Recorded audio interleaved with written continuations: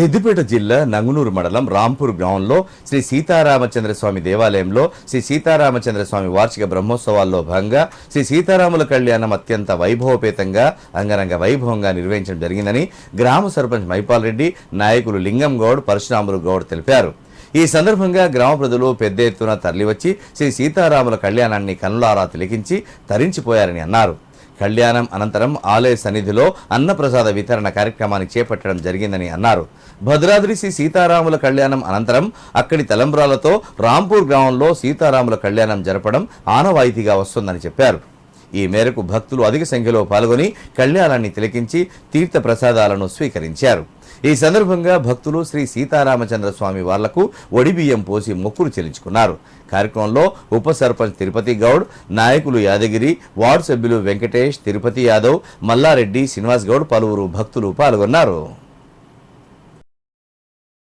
రాంపూర్ గ్రామంలో ప్రతి సంవత్సరం శ్రీరామనవమి పురస్కరించుకొని భద్రాచలంలో నవమి నాడు కళ్యాణం జరిగితే గత కొన్ని సంవత్సరాల నుండి ఆనవాయితీగా మా రాంపూర్ గ్రామంలో ఏకాదశి నాడు అంటే భద్రాచలం నుంచి తలంబ్రాలు ఇక్కడికి వచ్చిన తర్వాత కాకతీయ కాలం నుంచి కూడా ఇక్కడ అదే ఆనవాయితీగా శ్రీరాముల వారి కళ్యాణం జరుగుతూ ఉంది.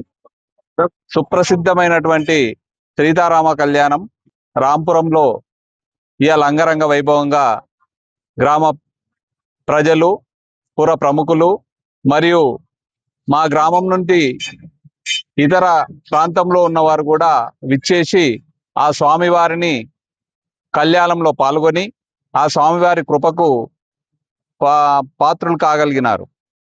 ఈ యొక్క గ్రామంలో స్వామివారి కళ్యాణం ప్రతి సంవత్సరం అంగరంగ వైభవంగా అందరూ కలిసికట్టుగా గ్రామ ప్రజలందరూ మరియు గ్రామంలో ఉన్నటువంటి యువకులందరూ ముందుండి ఈ యొక్క కార్యక్రమాన్ని నిర్వహిస్తూ ఉన్నారు.